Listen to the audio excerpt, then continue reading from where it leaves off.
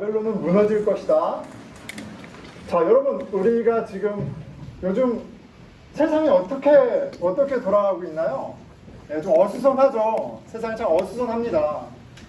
이라크와 러시아의 전쟁이 지금 몇 년째 진행되고 있죠? 몇 년째인가요? 꽤 오래 지금 전쟁이 계속되고 있고 언제 끝날지 모르고, 그리고 미국은 지금 중동에서 전쟁 중이에요. 예, 그리고 오래전부터 중국이 이제 대만을 공격한다, 이런 이야기가 계속 끊이지 않습니다. 참 혼란스럽고 전쟁과 분쟁이 멈추지 않는 그런 참 시대를 살고 있습니다. 자, 그런데 여러분, 만약에 이런 분쟁, 이런 전쟁의 배후에, 이런 모든 전쟁과 분쟁의 배후에 누군가가 있다, 어떤 세력이 있다. 그래서 이 전쟁을 통해서 막대한 이익을 취하고 이 전쟁을 통해서 권력을 유지하는 어떤 암흑의 악한 세력이 있다 라고 가정을 하면, 여러분, 이 세력은 반드시 없어져야 돼요. 그렇죠? 동의하시나요? 예, 없어져야죠. 세계 평화를 위해서 이제 없어져야 합니다. 자, 이렇게 모든 분쟁과 전쟁의 배후에 어떤 세력이 있다 라는 세계관으로 많은 이야기들과 영화들과 스토리들이 있어요. 그렇죠? 최근에 디즈니 플러스에 되게 흥행하고 있는, 많은 사람들이 보고 있는 드라마가 있는데, 이름이 킬러들의 쇼핑몰이라는 드라마가 있어요. 여러분, 킬러들의 쇼핑몰 나 들어봤다, 봤다, 손 들어볼까요? 네, 그래도 이제 몇 분 계시네요. 하여간 그 암흑의 세력이 있어요. 그 세력 때문에 전쟁이 있고 막 그렇습니다. 자, 이 주인공이 맞서 싸우는 그 모든 분쟁과 전쟁의 배후 세력, 그 세력의 이름이 있는데, 그 이름이 뭔지 아세요? 뭔가요? 보신 분들 큰 소리로. 바빌론 맞습니다. 예, 바빌론이에요. 거기에 그 암흑의 세력이 바빌론인데, 바빌론 비슷하죠? 영어로는 똑같아요. 예, 영어로 똑같고, 이 바빌론의 모티브가 바로 오늘 본문에 있는 바벨론 제국이 되겠습니다. 여러분, 참 이걸 같이 보셔야지 공감이 되는데, 이 드라마에서 과연 주인공은 바빌론을 무너뜨릴 수 있을까요? 죄송합니다. 좀 생각나죠? 자, 그러면 만약에 이런 악의 세력이 있다면, 이 악의 세력이 모든 전쟁을 일으키고 있어요. 그렇다면 우리는 이 악의 세력을 멈출 수 있을까요? 멈추고 싶으세요? 어떠세요? 이 바빌론만 무너지면 되는데, 만약에 이 모든 전쟁의 배후에 바빌론이 수천 년 동안 있어 왔다면, 그 바빌론이 있다는 걸 알아도 좀 쉽지 않은데, 어떻게 우리가 수천 년 있어왔던 세력을 이기겠어요? 그런데 그 바빌론이 말이죠, 내가 사랑하는 부모, 자식들을 위협하는, 그들을 착취하는 그런 세력인 걸 알았어. 그러면 여러분은 그 바빌론과 싸우시겠어요? 아니면 어떻게 하시겠어요? 어떻게 하시겠어요? 싸울 것 같아요? 예, 용기 있는 분이 계시네요. 저희 어린 아들이 있어요. 9살, 6살인데, 한 번은 제가 애들한테, 얘들아, 저기 쳐들어오면 너희들 어떻게 할 거야? 이렇게 물어봤어요. 제가 군인이기도 하니까 물어보니까, 저희 막내가 6살짜리가, 아빠, 싸울 거예요! 딱 그러더라고요, 어느 분처럼. 근데 조금 지각이 발달한 9살짜리가, 아빠, 저는 산으로 갈 거예요. 막 이렇게 얘기하더라고요. 저는 못 싸워요. 이렇게 얘기하더라고요. 여러분, 이 녹록치가 않습니다. 예, 적의 힘, 능력을 아는 것만큼 쉽지가 않겠죠. 자, 근데 오늘 하나님이 저와 여러분에게 하시는 말씀이 이거예요. 뭐냐면, 바빌론은 무너질 것이다, 이렇게 말씀하세요. 바빌론은 무너질 것이다. 그리고 역사 속에 바벨론은 무너졌습니다. 자, 지금 이사야가 신탁, 하나님에게 계시를 받아서 앞으로 있을 얘기를 미리 예언하는 거예요. 이사야가 살던 시대도 우리만큼이나 정세가 흉흉했습니다. 그때 아수르라는 제국이 등장을 했는데 그 제국이 그 중동 역사에 처음으로 나타난 제국이었어요. 막강한 힘이 나타나서 도시들을 점령하고 나라를 무너뜨리고 막 합병하면서 위세를 떨치던 때예요. 그 아시리아 제국이 남긴 벽화를 보면 이들이 얼마나 잔인했는지 확인할 수 있어요. 어떤 벽화가, 여러분 구글 해보세요. 아시리아 그러면 나옵니다. 적을 산채로 가죽을 벗기고 그렇게 아주 폭정을 삼았어요. 어마무시하죠. 얼굴이 찌푸려져요. 되게. 이 아시리아에 의해서 이사야는 뭘 봤어요? 당시에 하나님 백성은 남유다와 북이스라엘 두 왕국으로 있었는데 남유다 이사야가 뭘 봤냐면 이 아시리아가 북이스라엘을 무너뜨리는 걸 봤어요. 처참한 걸 봤어요.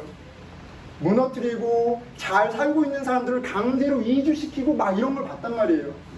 그리고 이 아시리아는 중동 아래에 있는 이집트의 대군까지 격파했어요. 얼마나 무섭습니까? 언제 남유다가 망할지 모르는 거예요. 언제 내 집이 쑥대밭 될지 모르는 거예요. 그 가운데 하나님이 이 이사야를 통해서 미래를 보여주시죠. 야, 아시리아 대단해 보여도 내가 쓰는 막대기야. 내 손 안에 있어. 그런데 여기서 하나를 더 보여주신 거예요. 뭐요?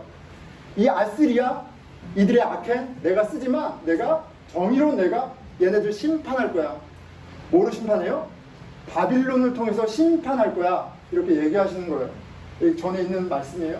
자, 그런데 흥미롭게도 이사야는 지금 바빌론의 멸망을 얘기하지만 바빌론이 제국이 된 걸 실제로 보지는 못했어요.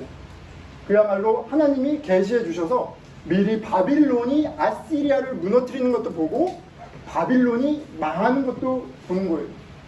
자, 그런데 그 대단한 아시리아를 멸망시킬 정도로 강한 제국이면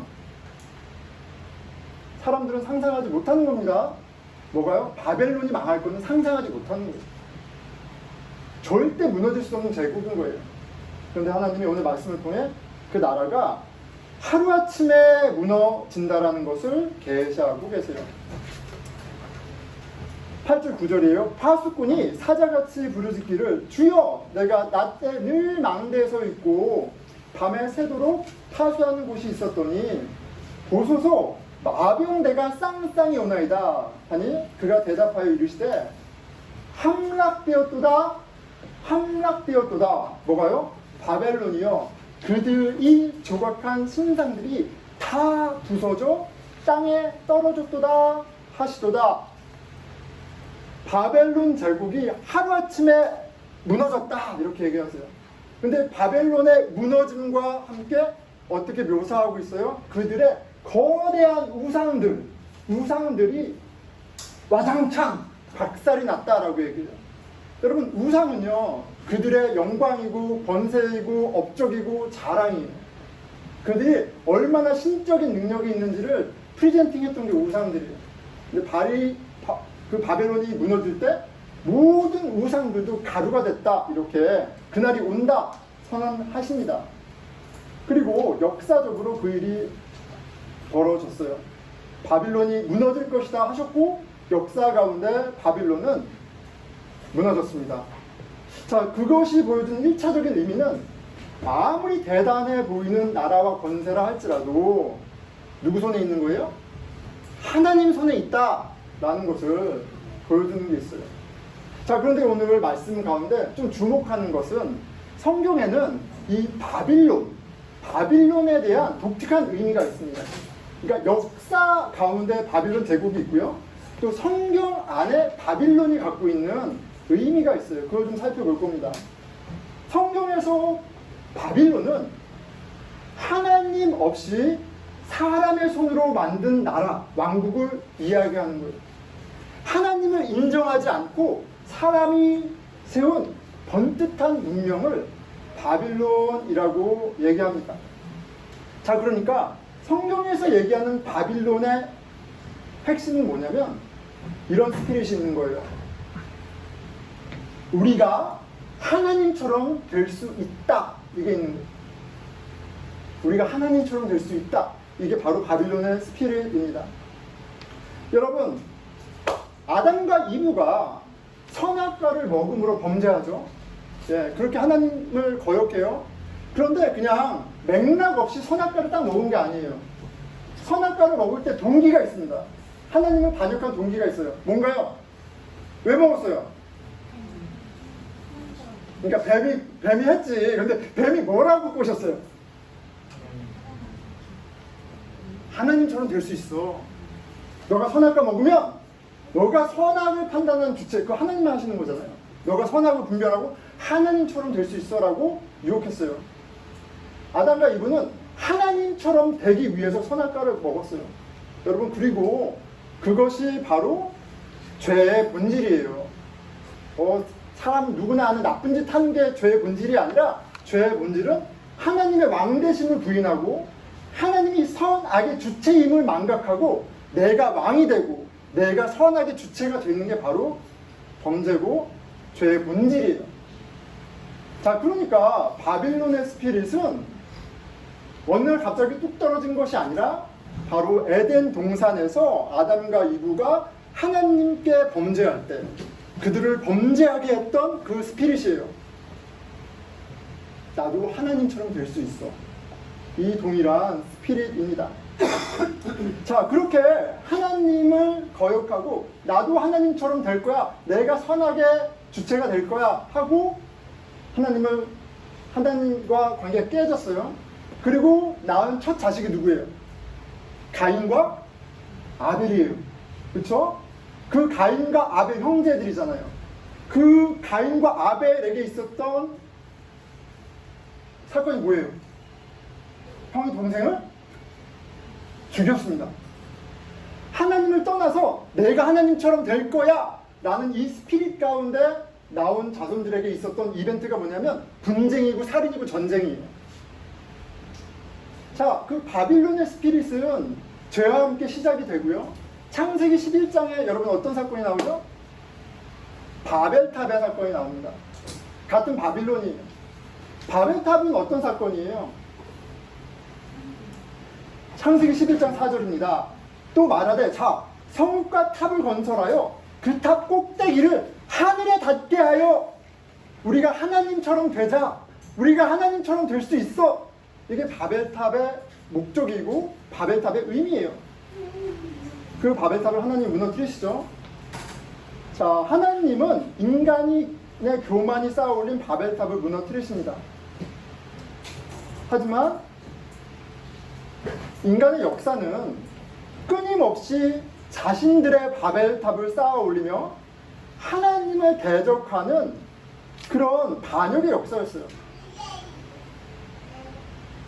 자, 이사야가 예언했던 바벨론 제국은 무너졌어요. 하지만 여러분 보세요. 우리가 살고 있는 세상 가운데 하나님 없이 살아가는 사람들이 많지 않습니까? 하나님 없이도 내 지혜와 내 열심과 내 선행으로 넉넉히 살 수 있다고 믿고 살아가는 사람 많지 않습니까? 내가 하나님처럼 될 수 있다라고 사는 사람이 천지부지기수입니다. 여전히 바빌론은 그 영은 이 세상에 영향을 주고요. 그 영향력 아래 우리가 있습니다. 하나님을 왕으로 인정하지 않고 자기 뜻대로 자신이 왕이 되어 살아가는 사람이 얼마나 많습니까? 여러분, 내 욕망을 위해서 내가 내 육신이 원하는 대로 뭐 먹고 마시고 뭐 마음대로 사는 것 또한 사는 것도 하나님의 뜻을 무시하고 내가 왕이 돼서 내가 신이 돼서 사는 반역의 삶이지만, 바빌론의 영향 가운데 사는 삶이지만, 나는 사회 정의를 위해서 선을 위해서 살겠다고 욕망을 억누르고 열심히 사는 것도 만약에 하나님의 뜻과 상관없이 자기 일을 위해 사는 거면 이것 또한 신앙에서 선한 게 아니에요. 이것 또한 범죄입니다. 반역입니다.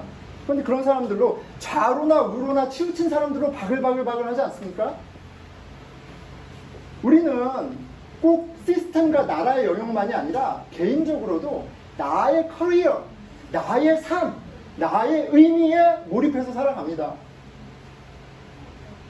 오늘 말씀으로 비춰보자면 바빌론의 영향력 아래 바벨탑을 세우는데 삶을 들이면서 살아가고 있는 거예요. 자, 그런데 하나님이 영원히 망하지 않을 것 같은 그 바빌론을 무너뜨리시겠다고 말씀하세요. 절대 쓰러뜨릴 수 없을 것 같은 그 바벨탑을 무너뜨리겠다고 얘기하십니다.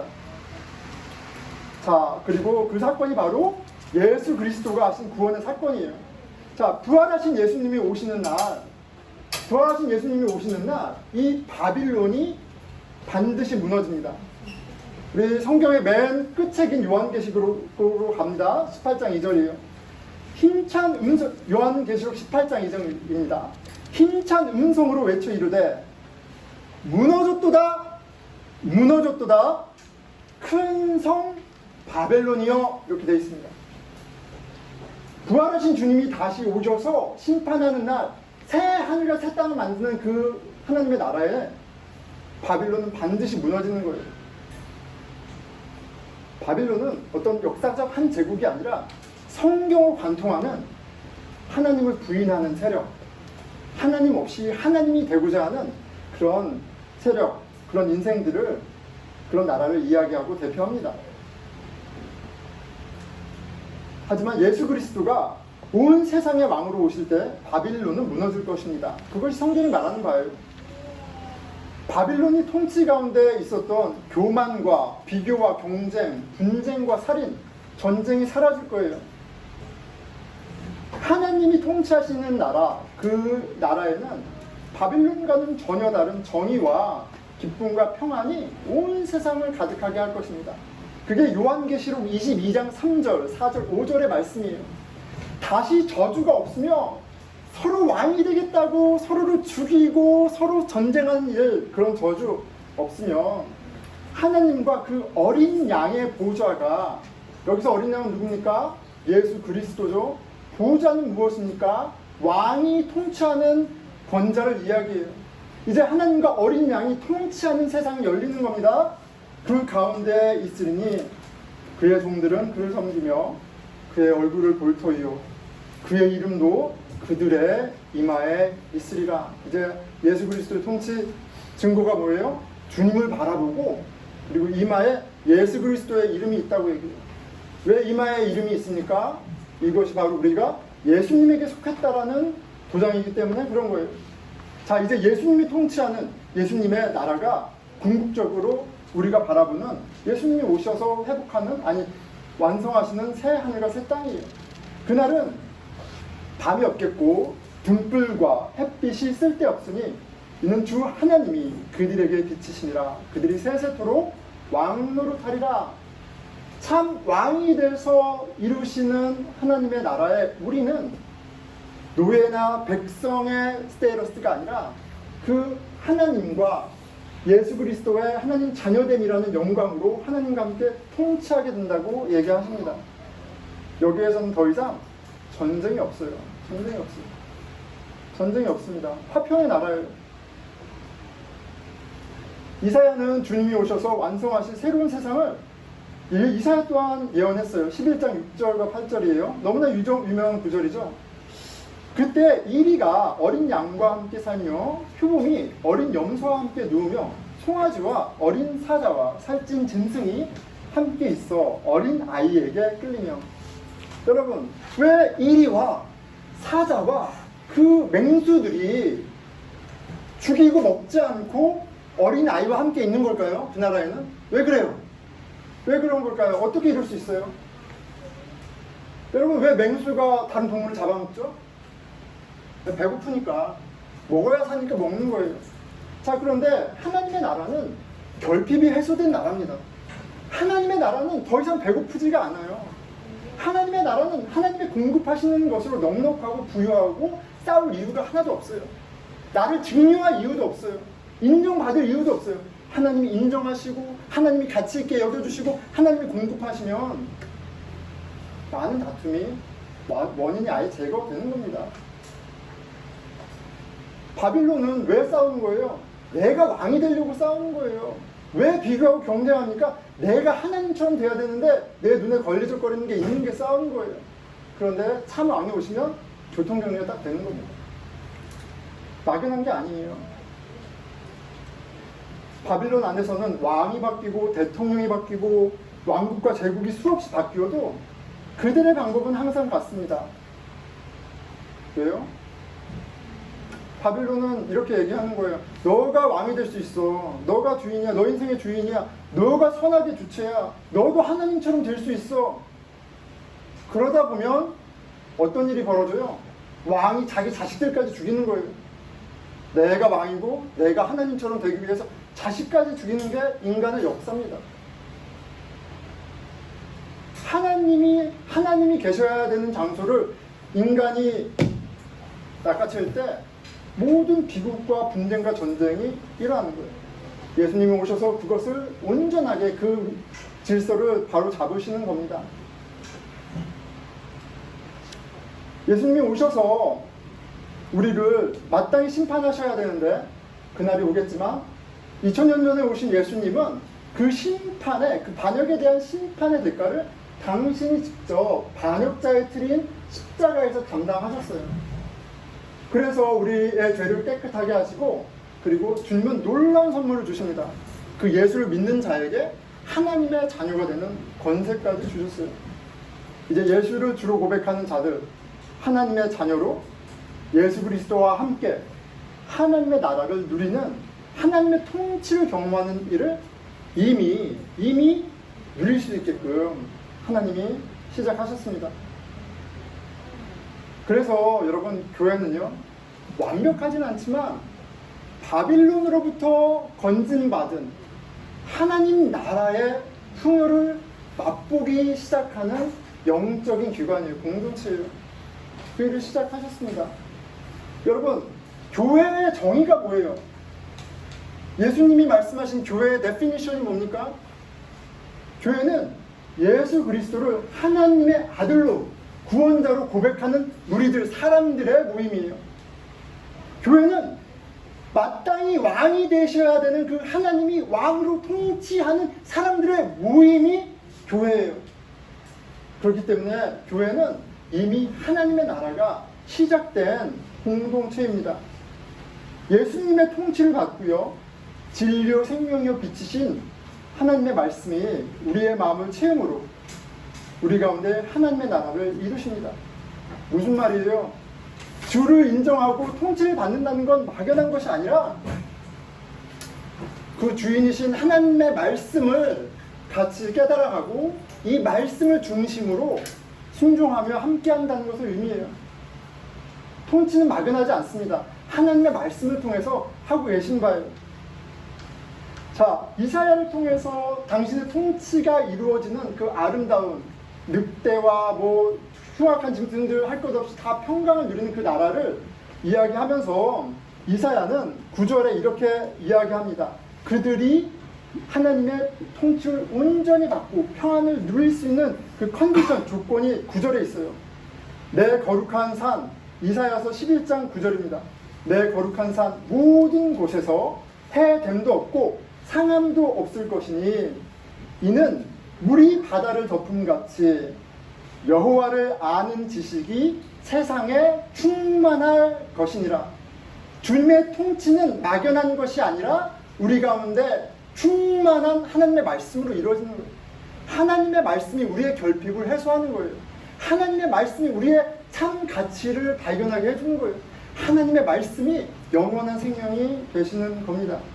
그리고 이것은 우리로 여전히 이 세상, 흉악한 이 세상 가운데 권세를 부리고 있는 바빌론으로부터 우리를 지켜주는 능력이기도 해요. 예수님이 교회에 대해서 말씀하시고 교회에게 약속하신 게 있습니다. 보세요. 마태복음 16장 17절이에요. 내가 내 교회를 세우리니, 어디예요? 베드로의 고백, 예수는 주요 그리스도요 살아계신 하나님의 아들입니다 라는 그 고백 위에 내 교회를 세우리니 음부의 권세가 이기지 못하리라 라고 했어요. 여기서 음부의 권세가 뭡니까? 오늘 말씀의 맥락으로 얘기하면 바빌론의 권세가 이기지 못하는 거예요.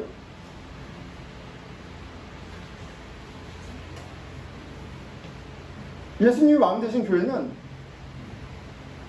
모두가 높아지기 위해 전쟁하는 나라가 아니라 자신의 가치를 증명하기 위해 아둥바둥 거리는 사람들의 모임이 아니라 내가 너보다 더 잘났어를 시전하기 위해서 다른 사람을 깔아뭉개는 그 종교적 열심이 되었던 무엇이 되었던 그런 나라가 아니라 예수님의 십자가 앞에 겸손을 배우는 화평의 나라입니다.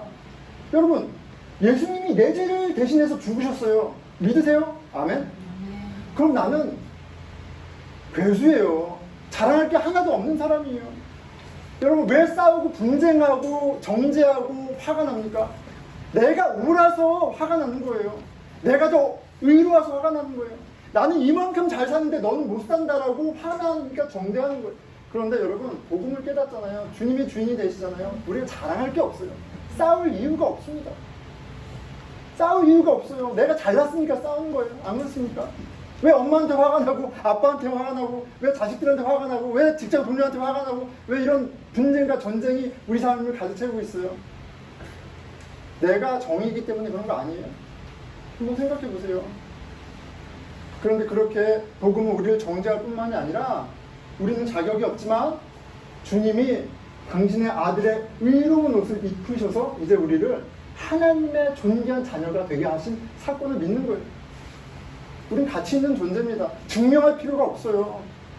경쟁할 필요도 없어요. 우리는 주신 대로 살면 되는 거예요. 은혜를 나누면 되는 거예요. 그런 사람들이 모여있는데 여러분, 당연히 다르겠죠? 비교와 경쟁이 사라진 관계, 서로의 연약함을 품는 사람들, 세상적 성공 기준이 아닌 십자가 사랑의 길을 함께 걷는 공동체가 주님이 이루시는 하나님 나라 교회 공동체입니다. 이걸 어떻게 우리가 이룰까요? 여러분? 하나님의 말씀을 함께 배우고 묵상함으로 이걸 하는 거예요. 하나님 말씀 없이 이게 안 됩니다. 하나님의 말씀을 매일매일 묵상하며 나의 가치와 존재의 의미를, 삶의 목적을 계속 확인받고 알아가고 순종하면서 그게 되는 거예요. 그리고 그 열매들이 우리 공동체 가운데 있습니다, 여러분. 지난주인가요? 20대 청년들 몇 명하고 30대, 40대가 모여서 농구를 했어요. 예, 막 농구를 하고 막 신나게 놀았습니다. 막 놀았어요. 20대 청년이 같이 농구하자고 해서 같이 모여서 농구를 했어요. 그런데 40대 형제분이 그래요. 한국이라면 좀 상상하기 어려운데 너무 고맙다. 20대 초반 청년이 불러서 같이 농구하는데 너무 고맙다라고 얘기를 해요.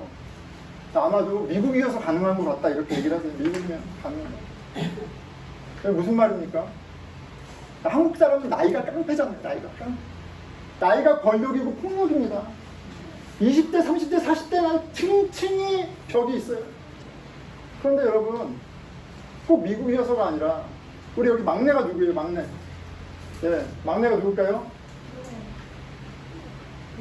로엘이 지금 몇 살이죠? 우리 로엘이가? 2살? 1살 됐죠, 1살. 로엘이랑 저랑 천국 가면 우리는 어떤 사이예요? 어떤 사이예요? 로엘이랑 저랑 천국 가면 제가 지금 나이 차이가 48살 정도 있는데 나중에 한국 가면 저랑 로엘이랑 무슨 사이예요? 이거 어렵나요, 여러분? 친구예요, 친구. 친구예요, 여러분. 믿으세요? 여러분, 하나님을 인정하고 하나님 통치 가운데 나의 가치를, 관계를 새롭게 하는 것은 굉장히 구체적인 겁니다. 굉장히 구체적인 거, 우리를 자유롭게 하는 거예요. 세상의 관습과 세상의 편견과 이 나눔과 비교와 경쟁으로부터 우리를 새롭게 하는 거예요. 교회는 가능합니다. 신령한 혜택을 누리게 하세요. 자, 말씀을 맺을게요, 여러분. 아우, 덥네요. 여러분, 말하는 제가 더 덥죠? 예, 잘 견디세요. 이제 끝났습니다. 자, 킬러들의 쇼핑 재밌다고 해서 제가 이제 보고 있는데, 이제 아직 안 끝났어요. 보고 있는데, 악을 처단하는 그 주인공, 친구들, 막 진짜 통쾌합니다. 막 싸울 때 엄청나게 통쾌하죠? 그런데 이게 막 악인들이 분명히 총을 엿다 쐈는데 여기 있는 사람들 막 쓰러지고 막 그래요. 막 쓰러지죠? 통쾌한데, 그런데 드라마를 보는데 마음이 저는 좀 불편해요. 그냥 드라마는 드라마로만 보면 되는데도 좀 불편합니다. 이 바빌론의 수하들, 악당으로 나온 사람들이 되게 쉽게 죽는데 만약에, 여러분, 만약에 그게 진짜 세상이야. 진짜 세상이에요. 자, 그렇다면 그들 또한 누군가의 소중한 아들, 딸, 친구, 소중한 사람들이에요. 그렇게 쉽게 죽이면 안 돼. 막 쉽게 죽이면 안 된다고요. 바빌론을 악으로 규정하고 죽이는 정진만, 그 사람들, 여러분 좋아 보이세요? 전 불편해요. 악으로 규정하고 죽이고 스스로 하나님이 된 또 다른 악을 보는 것 같습니다. 여러분, 많은 구테타, 많은 나라, 제국들이요, 불의를 내가 못 참아 하는 사람들이 일어나서 나라를 무너뜨리고 새로운 나라를 세워요. 그런데 악의 악순환이 바빌론의 영이에요. 악의 악순환 아닙니까, 여러분? 누가 누구에게 악하다고 얘기할 수 있겠어요? 요즘 드라마들 공통점이 있는 것 같아요, 여러분. 그렇죠? 참교육, 김부장, 동궁, 또 킬러 아줌마, 뭐 하여간 이 드라마들 되게 한국 드라마가 요새 너무 유행합니다, 진짜. 그래서 릴스에 나오고 뉴스에 나오고 막 어디에나 나와요. 근데 그 드라마들 공통점 있는 거 아시죠? 명확한 악이 존재해요. 이 악의 세력이 존재해요. 그리고 주인공이 그 악을 처단합니다. 아주 통쾌하게 처단해요. 근데 뭘 얘기해요? 우린 다 알아요. 악한 세상이라는 거, 악의 세력이 있다는 거를 다 동의하는 거예요. 그러니까 열광하고 공감하는 거예요. 통쾌하죠. 그런데 이 많은 드라마들 뭘 얘기해 주는 거예요? 이 악을 우리가 해결하지 마. 그냥 정신적으로 카타르시스만 느끼는 거예요. 악은 너무나 분명한데 악은 해결하지 못해. 그래서 소비하는 거 아니에요? 악은 만연해 있고요. 악은 심판받고 사라졌으면 좋겠지만 절대 사라지지 않는다는 현실감도 있습니다. 왜요? 바빌론이에요. 내가 하나님처럼 될까요? 내가 왕이야 라고 하는 인생들이 있는 한 분열과 전쟁은 끊이지 않습니다. 나라만이 아니라 가정에서도 끊이지 않아요. 마땅히 사랑해야 할 자식과 부모 간에도 끊이지 않아요. 이 세상의 바빌론은 건재하고요, 그냥 악인만 바뀌는 거예요. 그런데 여러분, 내가 그 악인 중에 하나일 수 있다는 점을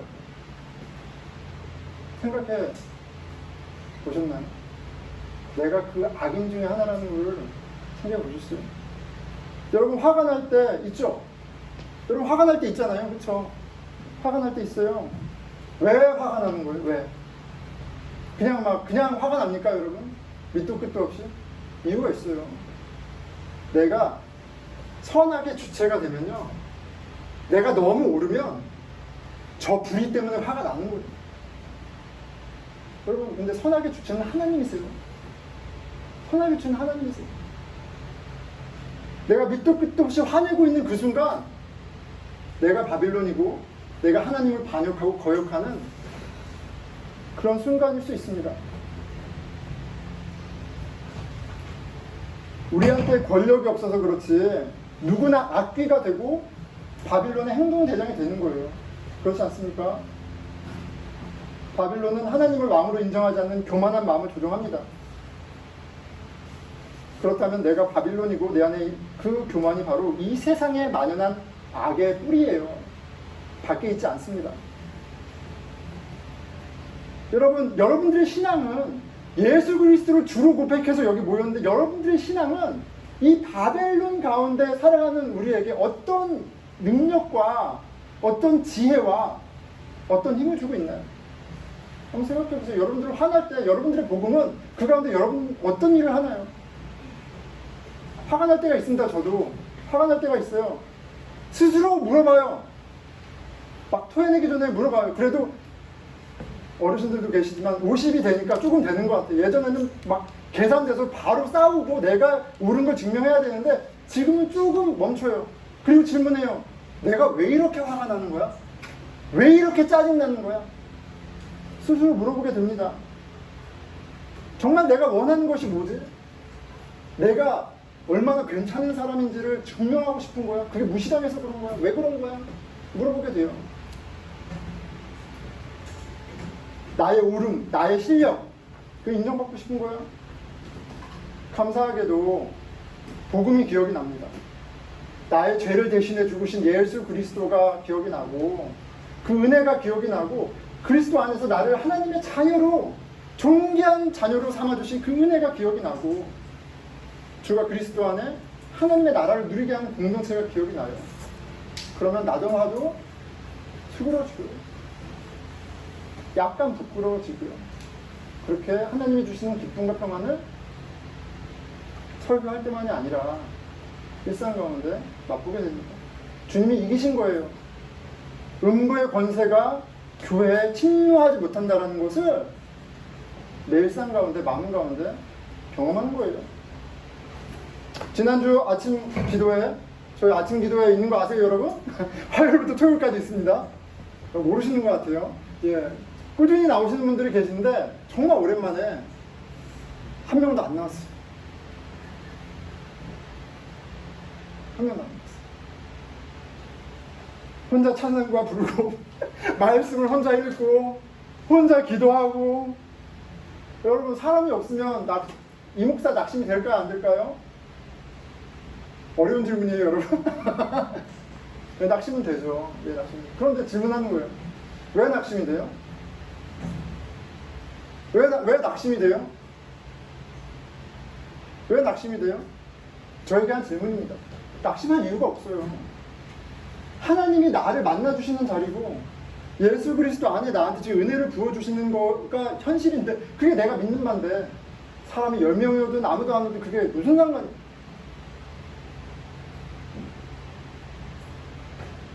나와 함께 하시는 예수 그리스도, 하나님 아버지, 성령님이 기억나게 되면 충분히 감사한 거예요. 누구 비유하고 경쟁하고 뭐 어쩌고 저쩌고 할 필요도 없어요. 그냥 감사하고 그냥 가는 거예요. 그렇게 사랑하고 나누고 하나님께 영광된 삶을 사는 거예요. 그게 왜 안 돼요? 하나님 살아계신데. 주님이 내 안에 바빌론을 무너뜨려 주십니다. 그래서 교회가 세워진 거예요. 그 영광을 조금이라도 받기 때문에 여러분들이 이 더운 날 모여 있는 거예요. 그 부여를 누리시기 바랍니다. 하나님의 말씀으로부터 시작해요. 하나님의 말씀 묵상을 삶의 프라이어리티에 제발 주세요. 여러분들을 위해서. 그때 주님이 우리 가운데 내 영혼의 주인, 우리 가정의 왕 되셔서 판을 뒤바꾸세요. 여러분 마음 안에 바빌론은 무엇입니까? 여러분의 교만의 재료가 되는 무수히 많은 바벨탑, 그거 그냥 두고 살아가시겠어요? 근데 여러분들의 커리어, 자랑, 실력, 지식, 경험, 여러분들 손으로 못 무너뜨려요. 이게 얼마나 뿌듯한 건데. 주님이 오셔서 허무시는 거예요. 비교하고 경쟁하고 나의 오름을, 잘남을 증명하기 위해 분쟁하고 전쟁하는 지긋지긋한 지옥에서 예수님이 저와 여러분을 리버레이트, 자유케 하셨습니다. 여러분 기억하세요. 매일 하나님의 말씀을 펴서 읽을 때, 함께 읽을 때, 그 말씀을 깨닫고 함께 주님을 알아갈 때 하나님의 선하신 손이 우리 안에 바벨탑을 부수시고 하나님의 나라를 세우십니다. 기도하겠습니다.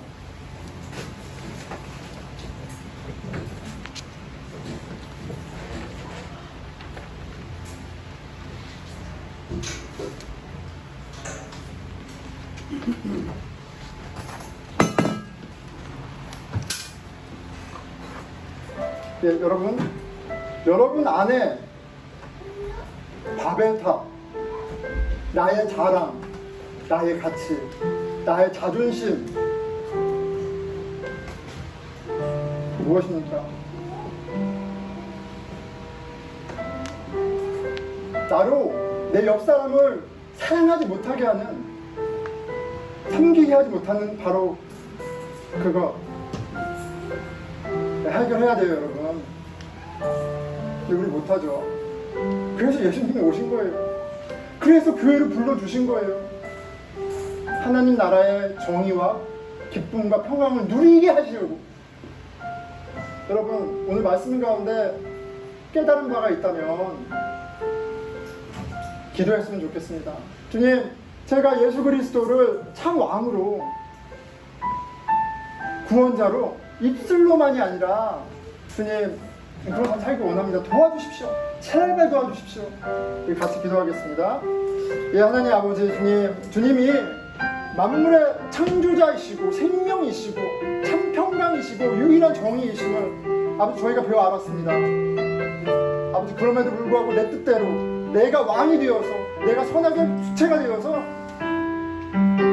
무지하게 악하게 사는 저희를 불쌍히 여겨주십시오. 주님, 제가 무지하고 무능하지만 당신이 너무 필요합니다. 예수님, 당신이 너무 필요합니다. 오셔서 내 안에 밥에 다 무너뜨려 주시고 영광된 하나님의 나라를 세워주십시오. 주여 성령님 역사하여 주십시오. 주 제 안에 오셔서 왕이 되어 주시옵소서. 간절히 찾는 자에게 구원을 이루시는 주님, 약속하신 주님을 더 알기 원합니다. 부르짖기 원합니다. 주님 오셔서 왕이 되어 주시옵소서. 주 하나님 아버지,